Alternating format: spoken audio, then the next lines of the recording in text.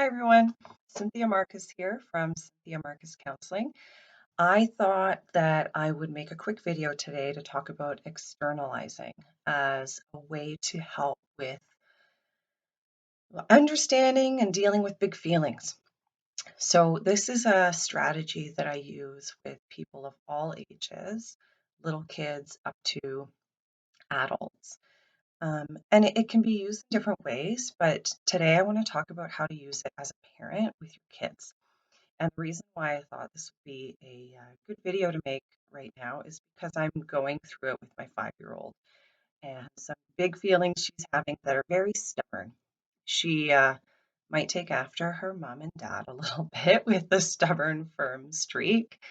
Um, and it's something about her that will serve her well. She's firm, she's strong, but when she's melting down about how a toy is hers, she's not willing to share, it can be hard to handle for everybody. And really, what I find is that even though I know lots of things about parent strategies that are helpful in how our brains work, and how useful, calm, engaging conversations can be, it is really hard to stay calm when your kid is being completely unreasonable.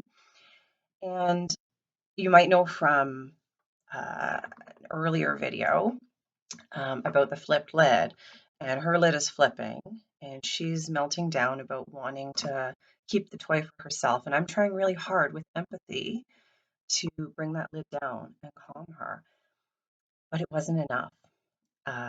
She was so firm and so upset about needing to share her toy roller coaster. Mind you, she had been sharing it for like 30 minutes with her neighbors. And then suddenly she decided she wasn't sharing it anymore. And that was that. So I'm going to share how I handled it. And so, first of all, we just kind of tried empathy, taking her inside. She ended up struggling so much, she was like getting physical with my husband, which is not common for her at all. This is very out of character. So we dealt with it in the moment as best as we could. And then later on, at bedtime, I was lying with her. We started talking about what happened.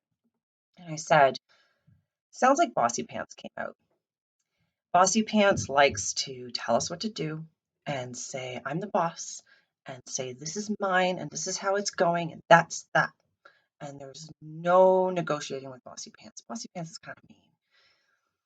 And we talked about how Bossy Pants sneaks up on us and can kind of like try to get in control and tell us what to do, but it doesn't work out so well.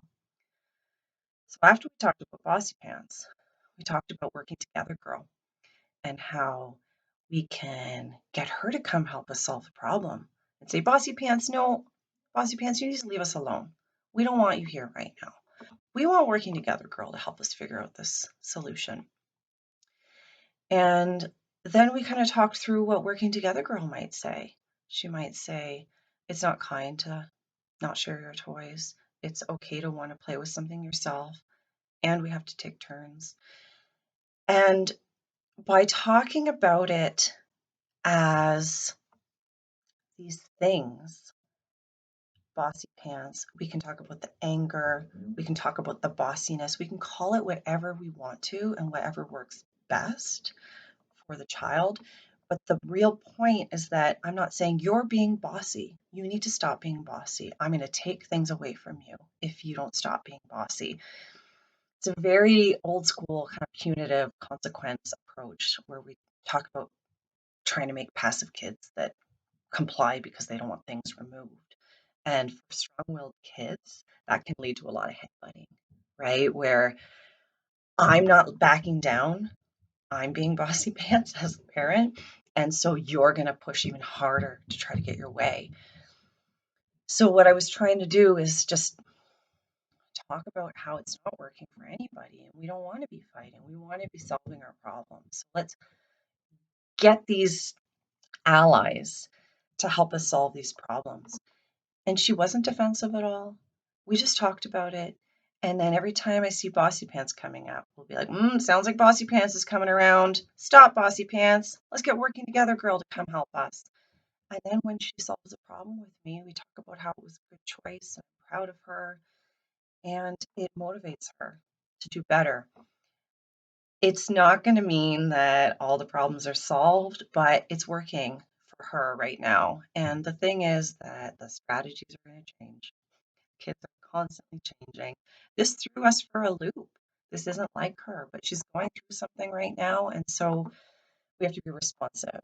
And the key is responsiveness.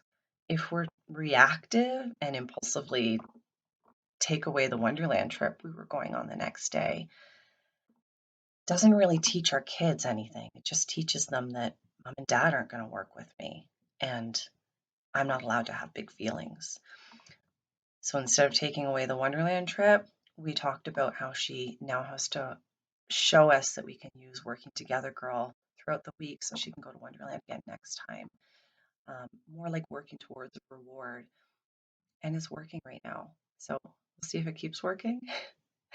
I don't know everything about everything. It's a lot of learning as we go and trial and error, but I thought I'd share this strategy because it can be really powerful and maybe give you a new idea to try something when your kids are struggling next. Until next time.